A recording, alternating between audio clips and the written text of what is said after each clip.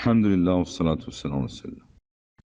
বাবরি চুল বা কাঁধ পর্যন্ত গড়ানো চুল আল্লাহ নবী সাল্লাল্লাহু আলাইহি ওয়াসাল্লাম রাখছেন ঠিকই, কাঁধের শুরু মাঝ শেষ পর্যন্ত গড়িয়ে গেছে এরকম চুল রাখছেন। তবে এটা কোন ধরনের সুন্নাহ? আলিমগণ বলছে এটা হলো স্বভাবজাত সুন্নাহ।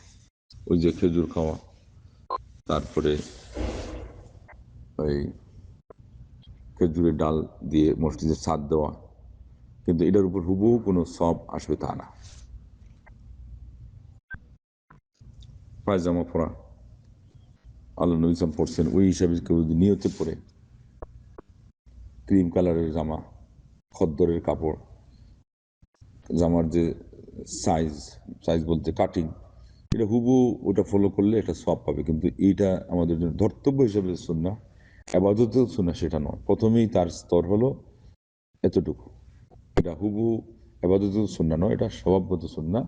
ওই দেশাচার, রীতিনীতি, সামাজিক একটা নিয়মের ভিতরে পড়ে।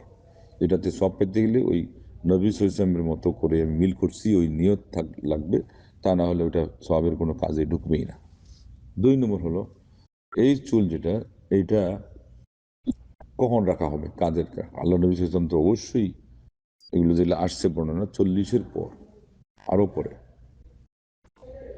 এটার থেকে আমাদের বলা আরেকটা জিনিস উদ্দেশ্য রয়ে গেছে, সেটা হলো দাড়ি গোঁজানো, ভালোভাবে দাড়ি গোঁজানো, এবং লাবণ্যের মধ্যে এমন একটা ভাব আসা যে উনি এখন দেখতে সুপুরুষ লাগে, এমন সুপুরুষ যে সুন্দর হওয়া সত্ত্বেও তার পৌরুষিক একটা, তার মধ্যে ভাব গাম্ভীর্য একটা একটা যারা দেখলে শ্রদ্ধা বোধ থাকলে শ্রদ্ধা করবে, বা তাকে যদি ভালো লাগে তারপরেও তার মধ্যে শ্রদ্ধাজনিত ভালো লাগবে যে তার সাথে অন্য কোনো কুদৃষ্টি সেখানে যুক্ত হবে না।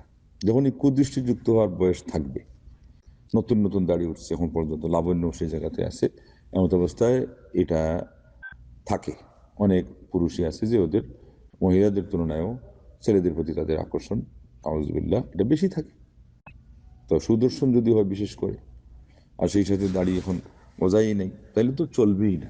আলিমগণ বলছেন চলবেই না। এটা এক এমনও পর্যায়ে আছে যেটা গুনার কাতারে চলে যাবে, সে তাকে মানুষকে গুনার দিকে আহ্বানকারী হয়ে যাবে। তো এটা এই জন্য ইসলাম তো এটাকে গৌণ বানিয়েছে, ওরকম সুন্নাহ বানাই নেই। কারণ চুল লম্বা করলে তো ওই দিক থেকে মহিলাদের মতো লাগবেই, কিন্তু ওইটা যখন ভেনিশ করার মতো তার দাড়ি গজাবে, তার চেহারার মধ্যে একটা ওই রকম পৌরুষিক একটা ভাব আসবে, তখন রাখবে। তাকে বলে দিন যে এটা তুমি তো গুনারও কাজ করতে পারো এটা দিয়ে, মানে তোমার মাধ্যমে অনেকের গুনাহ হয়ে যাবে। তো এটা তো তোমাকে এইভাবে রাখতে বলা হয়নি। এটা যদি ওইরকম সুন্নত হতো, সুন্নাহ হতো, তাহলে যে সমস্ত আলিমরা দাড়ি রাখতেন তারা সবাই এই বাবরি চুল রাখতেন। কেন?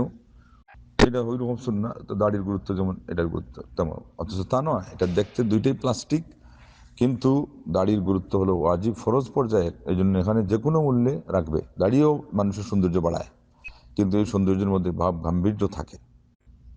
আল্লাহ পাক এটার মধ্যে রেখেই দিয়েছে, কিন্তু দাড়ি চুলে এটা রাখেন নেই।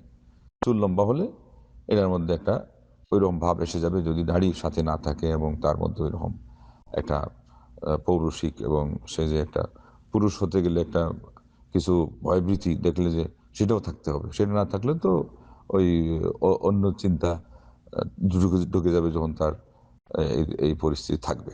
এই জন্য বলেন যে আলিমগণ বলছেন যে এটা এটা গুনারও কারণ হয়, অতএব এটাই এই বয়সে না।